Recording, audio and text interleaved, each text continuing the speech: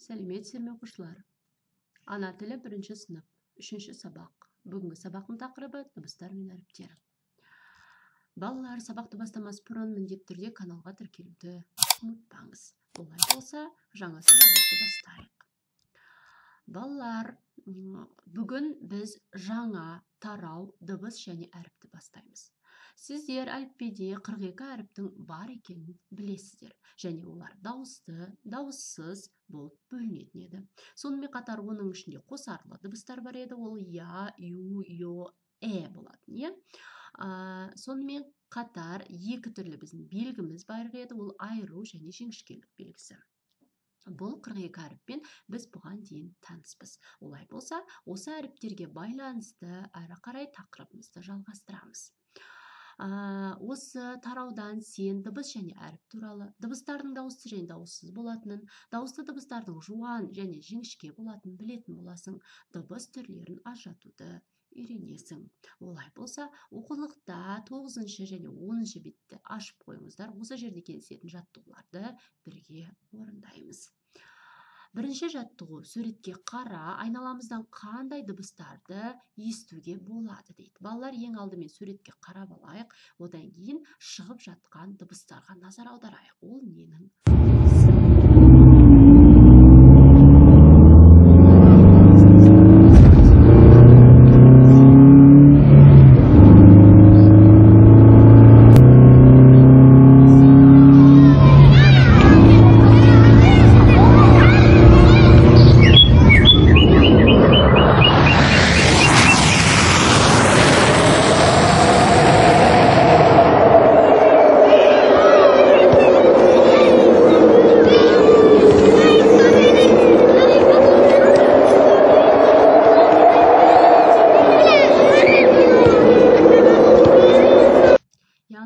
Бірінші біз бұл жердегі суреттегі бойынша дыбыстарды естіп алдық.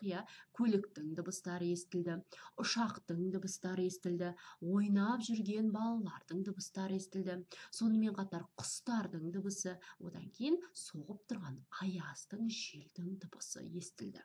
Біз далада айналамызға қараған кезде, далаға шыққан кезде осындай түрлі дыбыстарды естиді екенбіз. Яғни бұның барлығын біз дыбыс деп атаймыз. Түсінікті болса, әрі қарай жалғастырайық. Екінші жаттығу: мәтінді тыңда.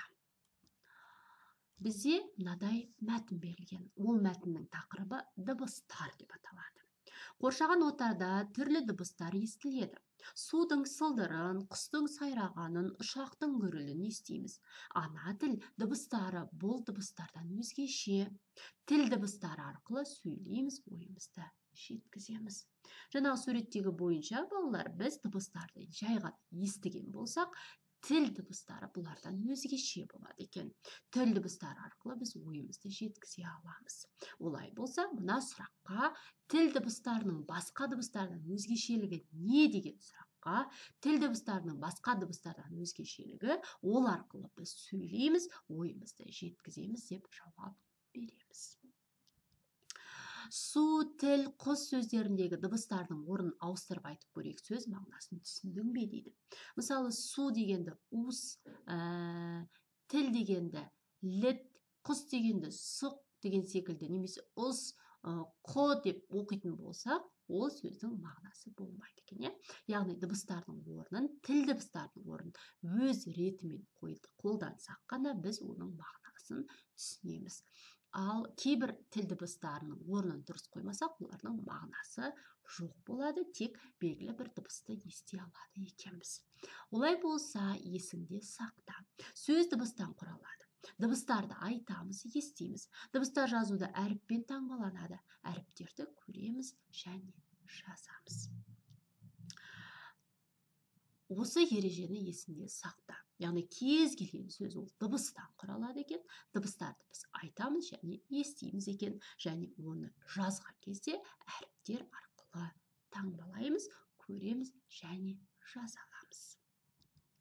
Үшінші жаттығу сөздерді көшіріп жаз. Бізге мынадай сөздер берілген. Айна, ине, бота, лақ, торғай, қарға, қарбыз, мектеп, көше, ауыл, қала. Сөздер неден құралған? Берілген сөздерге неше әріп, неше дыбыс бар дейді. Ай деген сөзде балалар 2 әріп, 2 дыбыс бар. Ине дегенде 3 әріп, 3 дыбыс бар. Бота дегенде 4 әріп, 4 дыбыс бар. Лақ дегенде 3 әріп, 3 дыбыс бар. Торғай дегенде міне санаймыз. 1, 2, 3, 4, 5, 6, 6 әріп, 6 дыбыс бар. Қарға 1, 2, 3, 4, 5, 5 әріп, 5 дыбыс бар. Қарбыз 6 әріп, 6 дыбыс.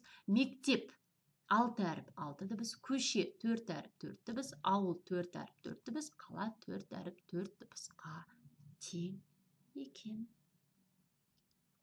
Осымен бүгінгі берілген жаттығулар аяқталды. Келесі кездескенше сау бол.